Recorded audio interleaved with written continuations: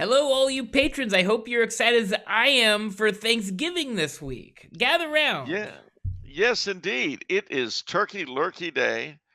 I heard the secretarial pool rehearsing. I heard tap dancing on the top of desks, which is like really weird. Um, I mean, in my head, I'm magically transported back to Thanksgiving of 1964. That must be bliss for you, right? That's your special zone where things are normal. That's right. That's my special go-to zone, 1964. Yeah. Our I showed you know my favorite picture from Christmas of '64, the party, the people going into the Christmas party. Right. Yes. I think the gentleman has a blue suit on, and yeah, it's very, Yeah, they're yeah. all going in. Well, uh, our friend Dan Devine saw a picture of my Aunt Jenny's house. And he says, "Wow, that looks just like the house in that." And I said, "Yes, that's right, because my Aunt Jenny was a big party thrower, and her house looked like that house." And that looks very much like the sort of parties they used to throw. They're on, I don't want to be specific, but they're on Tall Timber Road in Chappaqua, New York. Wow. I don't want to be specific though. Hey, that picture that you prominently display of your mom, the old timey one, where she's wearing the hat and the lady with her is wearing a big hat too, is that Aunt Jenny? That's Aunt Jenny. Wow. Okay. They were quite lookers. Yeah. Yep. So was my Aunt Mary. Although, since we're rummaging in nostalgia through the back doors of my mind, uh, you probably never heard of a place called the Stork Club.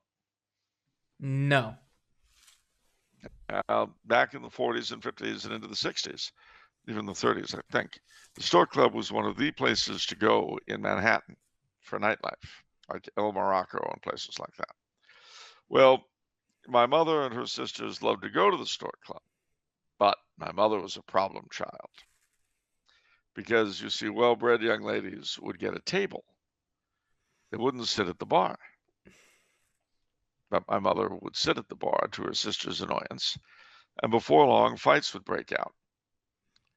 And mother would be very upset that this was happening. Oh, boys, boys, please.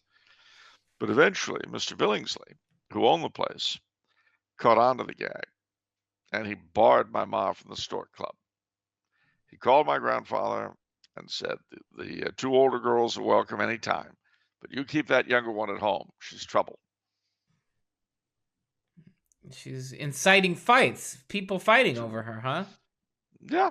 Although she would, butter would melt in mother's mouth. She was like, oh, this is terrible. Boys, stop it. I would have definitely liked to have meet your mother. I can't. It almost seems larger than life, like someone who has that sort of audacity, that sort of character. She she was. I think Steve went to the medieval Kirk's medieval party. Yeah, Steve met my mother, Oh, that's good. and that was a kind of a famous thing. A friend of ours, I won't say who, but uh, you'll know who I mean. Okay, He was engaged to this girl at the time, got it. not the one he married. Right. And Kirk was there, and a bunch of other people. It was Kirk's party, and it was a medieval theme party. And my parents were there. Now, the fiancée of our friend, whom he thankfully did not marry, uh, she was kind of pushy and bossy and so forth. And she made some kind of nasty comment to my mother. And I was there, Kirk was there, our friend was there. None of us can remember exactly what it was. All any of us remember was that my mother just tossed her aside like a lioness with a cub. Just and I thought I was gonna, get into a bit of a tussle with our friend. But instead he says to me, "Wow, your ma sure has technique." Okay. And I knew that that was an engagement that wasn't gonna last at that point. But to be fair, her father, knowing that I was to be the best man, the fiancé's father says to me, "I thought our friend was a smart guy." And I said, "Well, yeah, he is." He says, "Why do you want to marry my daughter?" Gosh, that's kind of brutal. I thought so. And telling it to the best man to be. And I did not tell our friend until long after he broke the engagement. I kept that little tidbit to myself. Wow. All right. That was rough. Yeah, that was See, rough. ladies and gentlemen, contrary to what you've heard, social life in suburban Los Angeles in the 1990s wasn't all a picnic. Hmm. All right. Questions time. Enough retrospection, Charles. You were retrospective last week. You need to I was. reinvent yourself this week into something Oh. new.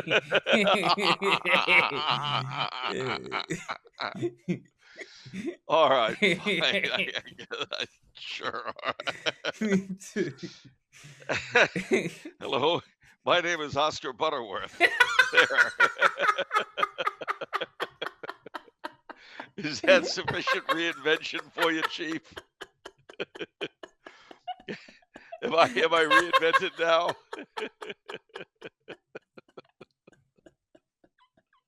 Oscar Butterworth. Oscar Butterworth.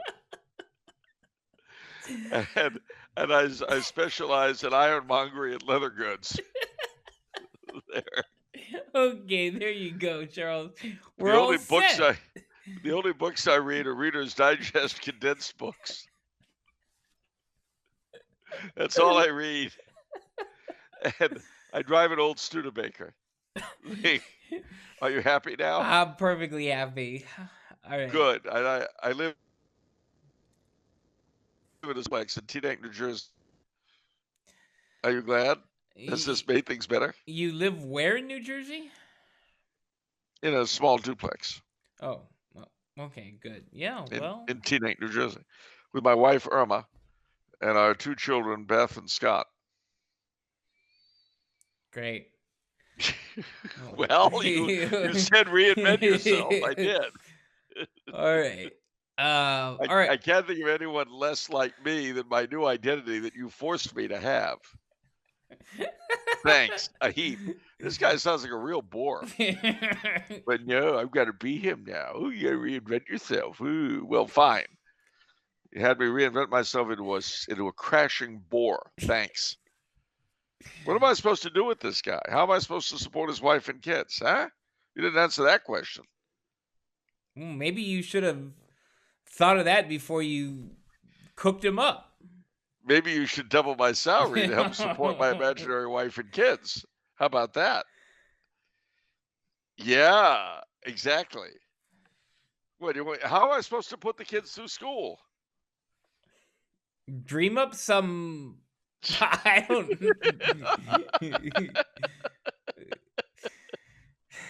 I think you owe me more money for the children and for my wife. It's for the children, you know. Can't you see their smiling little faces looking up at their Uncle Vinny, hoping that he'll pay their dad enough so they can eat?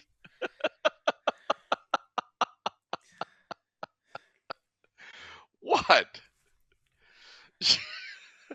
This didn't go in the direction you wanted No, it to. it didn't. It totally backfired. Can I go back to being me now? Yeah, okay. Go back to being you, Charles. I can dump Oscar and Irma. I'm not a fan of the story of Oscar Butterworth. All right, fine. Oscar, Irma, Scott, and Beth can go back wherever it is they came from in the recesses of my mind. All right. They're gone now. All right, excellent. And I'm not living in Teaneck, New Jersey anymore. Congratulations. All right. You don't like Teaneck? I'm sure it's a lovely place in its own right. Oh, someone's slipping out of that one pretty quick. No more culture wars regarding Jersey. Is that it? Let sleeping dogs lie, right? Okay, fine. Fine. All right. Question from Innocent Smith, who says, Mr. Coulombe, I've been encountering, as of late, many anti-Roman stances from some Melkite friends. These include minor knowing things like selectively referring to the Pope as the, quote, patriarch of the West, end quote, but also some serious issues, such as doubting the existence of purgatory and the Immaculate Conception. One issue that I can't find a good Roman rebuttal or explanation of is the Roman Church ceasing to commune and confirm infants. Could you give or direct me to a good explanation of this development? Cheers. Well, firstly, communing and confirming infants is a relatively recent thing in itself, as is infant baptism. I emphasize relatively, of course, because it all goes back to the first centuries. But the fact is that the first couple centuries of the church, neither baptism, confirmation, nor communion were given to infants or children, except in danger of death. That's one of the things the Baptists attack us for. So that's surprising But to me. Whoa, can you hear me? yeah, I can hear. That's surprising to me because you would think that with with obviously next to zero sort of healthcare type things, that there's a much higher mortality rate. That it's Well, a better safe than sorry policy to baptize birth, right? Like, well, that's not what they did. They would do it if there was danger of death, yes. And hmm, that's how we know that infant baptism was present in the early church, especially if the parents went into prison for being Christian. They baptized all the kids straight away. But the fact remains that unless there was danger of death or persecutions, um, usually adult baptism was the normal mode into the late 300s, early 400s. And then infant baptism, partly, I suspect, because of the fear of death and because society had become almost entirely Catholic. At that point, they began doing infant baptism. Now, of course, from there, the traditions diverged. But the divergence was later than the arrival of infant baptism. So really, they might as his Melkite friends might as well get excited about beards or no beards, hmm. which I'm sure is exciting for some people. So the Melkites. So what do they do in terms of baptism? Well, when an infant is baptized, they get their first communion in one kind, the precious blood, and they're confirmed all at once. At what age? Infancy. Oh, infancy. Okay. The question is, why did we stop doing that? And my response is that neither practice goes back to the very first ages of the church. Hmm. So it's not really it's a silly argument. Yeah. I mean, it's you might as well say, okay, well, you have these rood screens, and in the East they started putting icons on them; they became the iconostasis. In the West, they dwindled down to the altar rail. Well, you might as well, demand to know why we gave up rood screens. Got you. I see. I mean, it's not. You find that people love manufacturing pointless arguments. Hmm.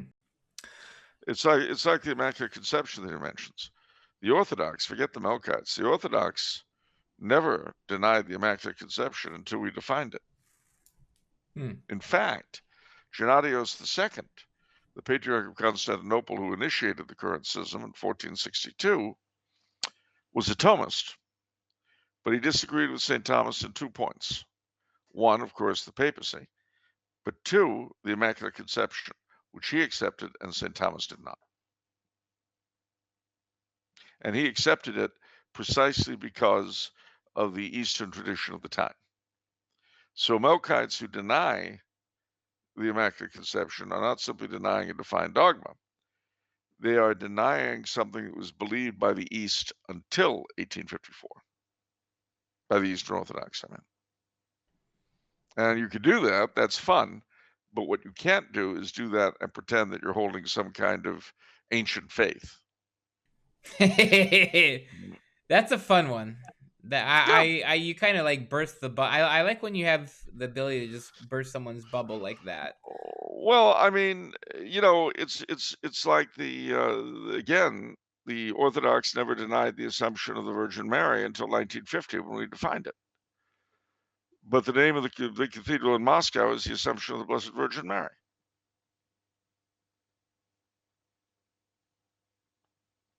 So, I mean, you could come up with all sorts of reasons to have arguments. You can get the mouths moving, all right. But the problem is, very often when you bring this stuff up just to have a point to argue about, you really don't know what you're talking about. And again, there's nothing wrong with that. People do it all the time. I mean, we wouldn't have President Biden if that wasn't a great thing. All right. It's going to be a good day today, ladies and gentlemen. I can feel it. I can feel it in my bones. All right. Really? Yeah. It's funny. Oscar was telling me something about that earlier today. Look at. Okay, don't turn this So into what? some sort of weird schizophrenic type thing here, where Oscar What? is this like personality that. Okay, just okay. Okay. All right. Micah Do you know says. somebody named Oscar? I don't know. All right.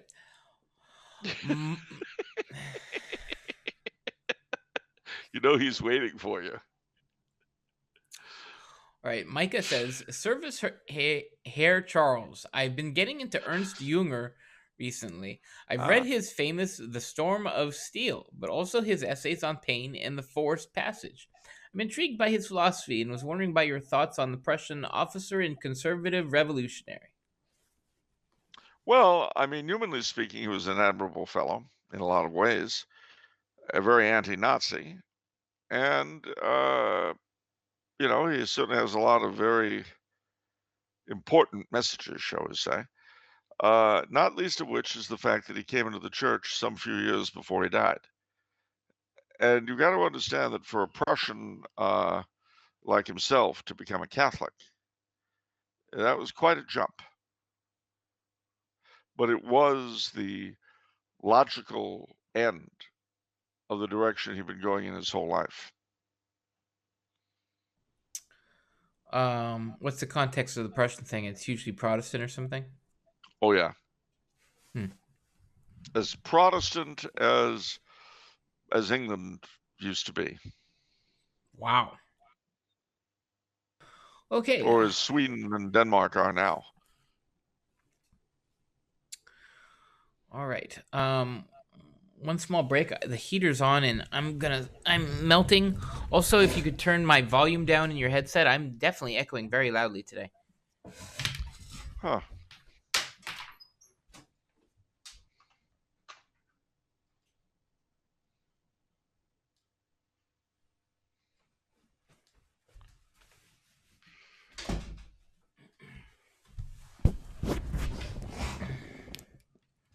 Is this better?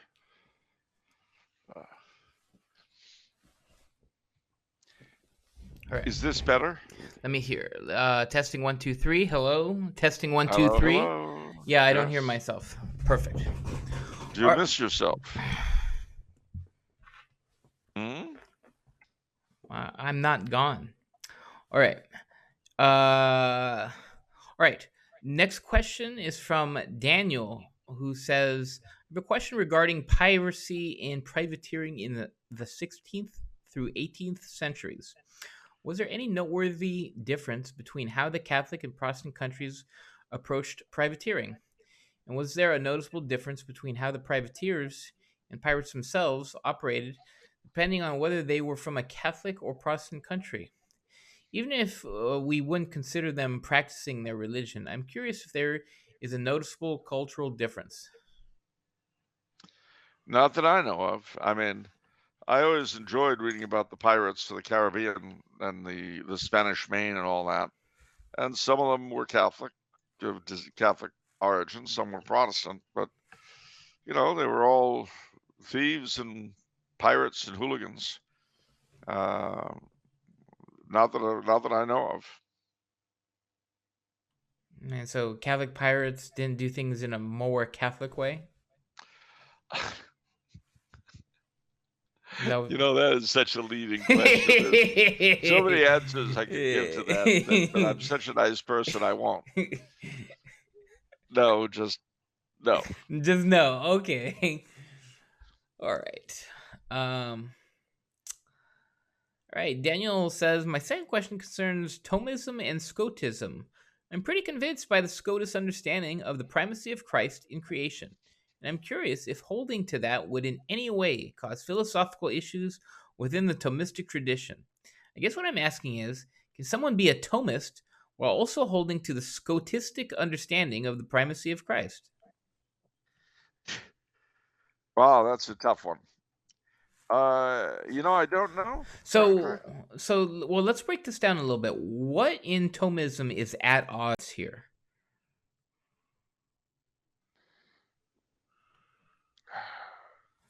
Or is it basically, yeah. basically, I know historically that there's supposed to be a fight between Thomism and Scotism on this point, and I don't know enough really to give you an honest, decent answer to it. I mean, we just say the primacy of Christ. I mean, on the surface of it, it just sounds like, well, how would the Thomists have a problem with that? Exactly. But they do, presumably. And again, I just don't know enough to give a proper answer. My suspicion, and it's only a suspicion, which could easily be wrong, so I'll be demonstrating my ignorance, which I don't like to do, actually. But my suspicion is that it would have something to do. No, I can't do it. It's the pre-show, Charles. Let it all hang out. What happens in the pre-show stays in the pre-show. Really? So you think that Oscar Butterworth would agree with that? In your words, Charles, just no. Just no. I see. No? We're not going there. You don't want to go down that rabbit hole? No. Even if it opens up in Teaneck, New Jersey on the other side? Okay, you know what? If you're just going to filibuster, I'm just going to move to the next question. If you just don't want to answer the question and you're going to use Oscar Butterworth, okay. I can't answer the question, all right? All right. I'm too much of a ninny hammer. Wow. All right. I mean, that's the kind of question I should be able to answer, and I can't do it. It's okay, Charles. Ryan says, Dear Charles, I am planning a trip to Budapest, Vienna, and Bratislava in the coming year. What are your favorite things to see, do, and eat in these cities? Wow, what a question. What a question indeed, especially as regards Bratislava. Well, let's start with Vienna, shall we? The Stephansdom, of course, the great cathedral, the Hofburg, the residence of the Habsburgs, with its attendant museums, in which you'll see the crown of Charlemagne and all sorts of other good stuff. The Kaisergruft, where the Habsburgs are entombed under the Kapuzinerkirche. The Votivkirche, which was built in thanksgiving for Franz Josef's rescue from an assassination attempt. The church on the Mexico Platz, which has a beautiful chapel in honor of the Empress Elizabeth. Schönbrunn Palace, which really should be seen. Utterly beautiful. The Belvedere, both upper and lower. The Kunsthistorisches Museum, the Historical Art Museum. The Natural History Museum, the Army Museum, which is quite amazing. The Minaretenkirche, if you're of the SSPX persuasion. The Paulanerkirche, if you're FSSP. the Rochuskirche for the Oratorians, and of course to eat, golly, the Hotel Sacher, the Hotel Imperial, Figomüller, Demmel, the Café Landmann, the Café Mozart, the Café Central. Oh man, Café Havelka, Rheintaler's Beisel, Griechen Beisel. Oh, and if you really need, and I mean need, a American style iced tea, the Starbucks in the Mikhailplatz. Also, the Augustinerkirche by the Hofburg and the Michaelerkirche by the Hofburg. Go a little bit further out, and you'll come to the castle complex at Luxembourg. The Hermes Villa is beautiful. The Zentralfriedhof, the central cemetery. The Vienna Woods, the Leinster Tiergarten. Oh, there's so much to see in Vienna. But we'll drag ourselves away now and go to the nearest capital. The two closest capitals in Europe are Vienna and Bratislava. Pressburg, Pozsony, the former capital of Hungary, current capital of Slovakia. So much to see there. St. Martin's Cathedral, the Blue Church, there are a lot of churches there to see, frankly, just as in Vienna. Don't laugh, but my two favorite eating and drinking places there are called the Slovak Tavern and the Slovak Restaurant, because you might not remember where you are. Bratislava Castle is also worth seeing, and the guards outside the presidential palace. In Austria, of course, Kaffee mit Schlag is one of my favorite things to drink. Tafelspitz, boiled beef, really good stuff. In Bratislava and in Budapest, my favorite thing is pureed chestnut, which you won't find in Vienna, but you will find anywhere that was formerly Hungarian. There's also an old cafe I can't think of the name of in Slovakia, but it's right in the center of town in Bratislava. Bratislava's old town is really quite beautiful, quite lovely. And then there's Budapest. And Budapest, the Paprika restaurant is my favorite, but it's impossible to get into without reservations. The Hotel New York, the Hotel Metropole, Gerbeaus, the Matthias Templum in the castle, and of course the newly restored rooms in the castle itself. The Palatinal crypt in the castle, the Rotenturm, the Cafe Rotenturm in the castle, all lovely places. And then in Pest itself, the Basilica, St. Istvan's Basilica, the Parliament building with the Holy Crown. Boy, so many places running through my head, and I'm afraid the names are escaping me.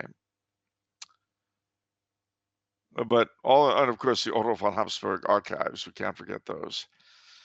But and then outside the city, there's Gödeler, which is one of the royal palaces. And if you go up to Esztergom, you can see the beautiful cathedral and the tomb of Cardinal Manzetti. So those are my quick choices for the three great cities of the empire. But if you get your chance, hit Prague, Ljubljana, and Zagreb.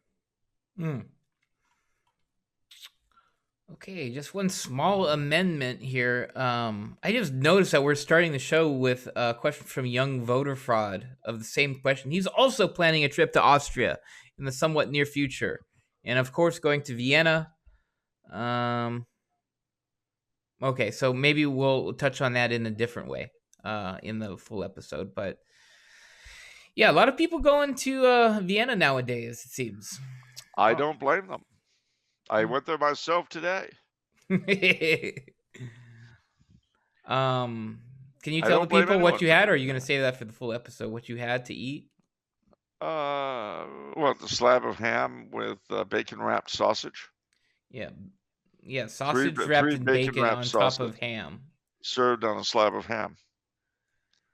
It was called Vegan Delight. Vegan delight.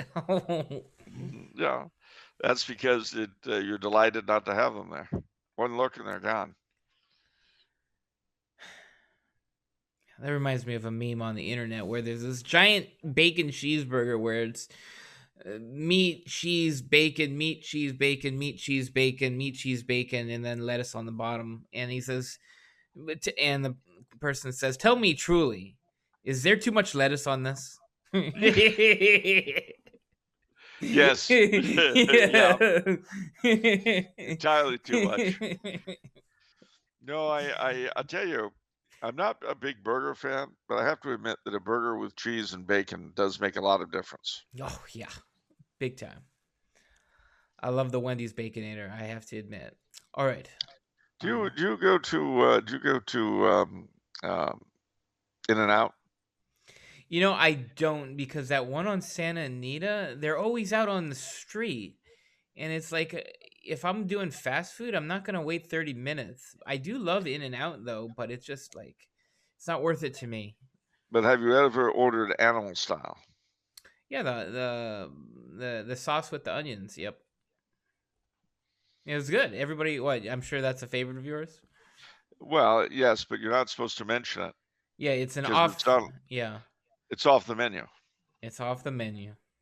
And the real Angelinos know about it, but other people aren't supposed to know. I mean, we're very proud of that. That's very purposeful. I like that kind of business style there. What's that? You said things you share only with locals? Well, I mean, everything's so formulaic, and you make everything as easy as possible, and there's these standard methodologies, but then you know they have a popular menu item that's hidden, so it's like that creates a totally different feeling. You know what I mean? It Um, does. Well, you know what you should do the next time you want to go to In and Out is you park somewhere else and you walk. I know. It's probably Well, quicker if you walk in than if you drive well, through. I always feel bad. Sorry that this is so regional and no one's going to get this, but the In and Out in Santa Anita is practically killing off Goldstein's Bagel. bagels because they're always out in front of the bagel joint. Yeah, it's true. So I always feel bad. If I was the owner of Goldstein's, I'd be pretty angry.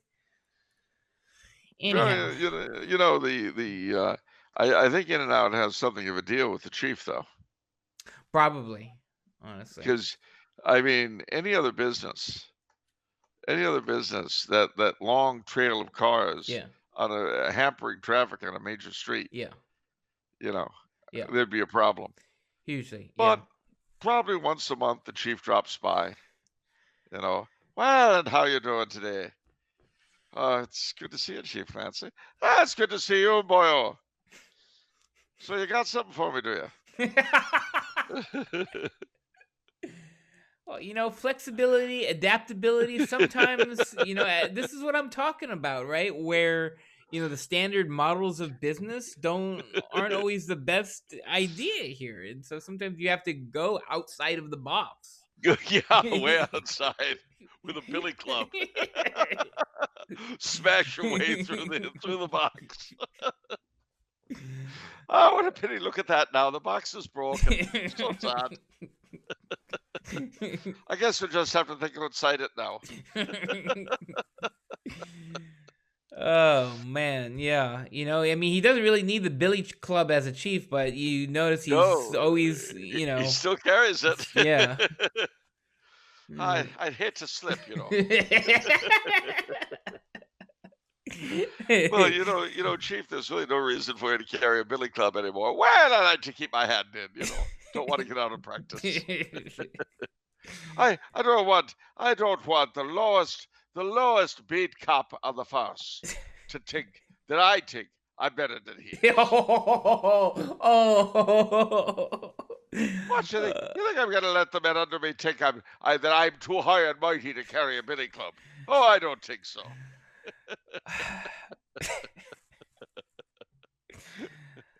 Oh man. He runs a tight ship in Arcadia. Yeah. I don't know. Why am I thinking of Negan and Lucille right now? Anyhow. All right.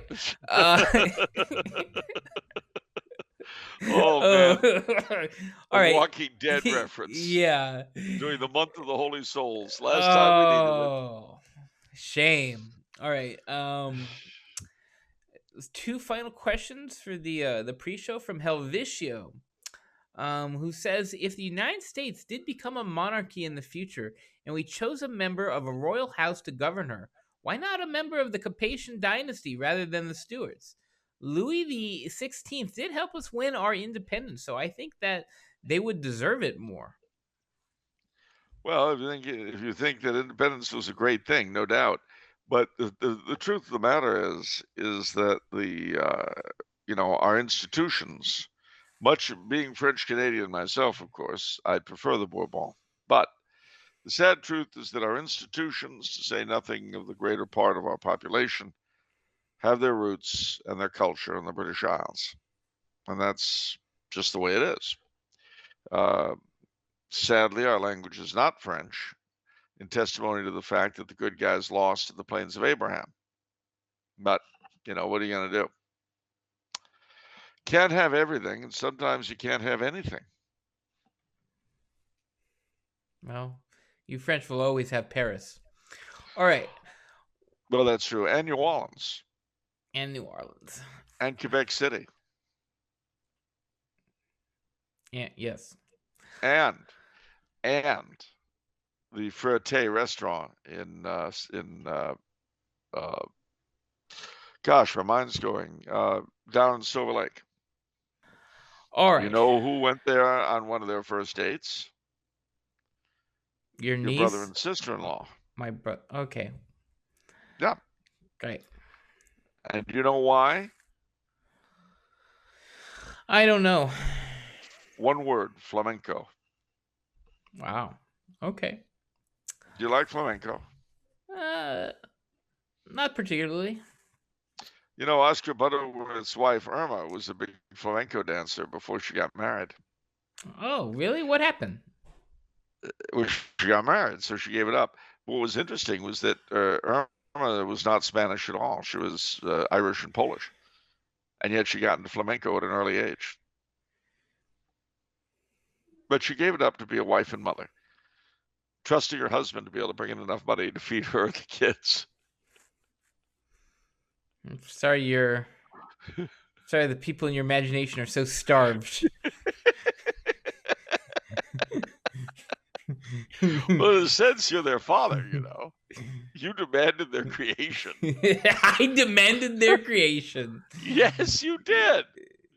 Ask the audience. You said I was to reimagine myself. I did. And what do I get? I do what I'm told, and I get abuse. I don't like that at all. And it's not the children's fault. You shouldn't make them suffer. Honestly, as you say that, I feel like it's like that standard, like that cliche where it's like you've got like a genie in the bottle, and then it's like you ask for a wish, and then it's like on the surface it's so simple, but then you pervert it, and it ends up being terrible. What? What? Well, I've been accused of being genie-like. I suppose that's what they mean. Well, they might just mean I'm fat. I don't know. But whichever it is, have we come to the end of our questions? We have one more. All right. What's the other one? What 5 Russian novels do you think are the most important for people to read? Oh, boy. Well, if you've got half your life to give up to literature, War and Peace, Anna Karenina, The Devils, The Torrents of Spring, and Obromov. Gosh, I felt like you left out some big ones in there. Wait, isn't there like War and Peace or the Brothers I Karamazov or meant something? Karamazov. Or Karamazov. I did mention War and Peace. That Oh, was oh, the did first you? thing I said. Okay, I didn't catch that. See, if you don't listen, you don't find out. You're not interested in my answers. You're just posing questions. I see how it is. You're like the government. If you're ever audited by the IRS, you'll find out that they're into questions, but they don't care about your answers.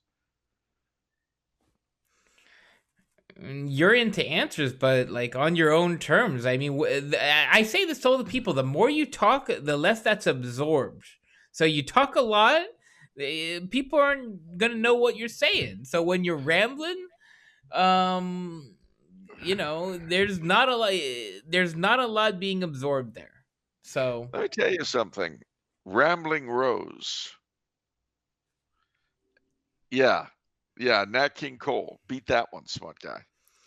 I don't even know what you said. Rambling Rose. What is that? A song? Yes, of course, it's a song by the late great Nat King Cole. Okay. Well, was that a portrayal of a person in a positive light that she was rambling? Sure. Oh. Okay. Sure. Okay. Sure. Really positive. Nothing but positive. Good stuff. Rambling Rose. Yeah. All right. All right. So we're done with questions? We're done with questions. We're done with the pre-show, Charles. You're off the hook. Well, only for a few minutes because, ladies and gentlemen, don't go away. I'm not really off the hook. And you folks will soon be joined by the people who inhabit the cheap seats. So don't feel the need to run away. Just relax in all of your Thanksgiving finery. Although, let me see. Let me think for a second. Thursday is Thanksgiving. See. So that means everyone will have seen this before they sit down to the Twilight Zone marathon. Presumably, yes. All right. Well, ladies and gentlemen, Twilight Zone marathon is coming up. Be there or be square.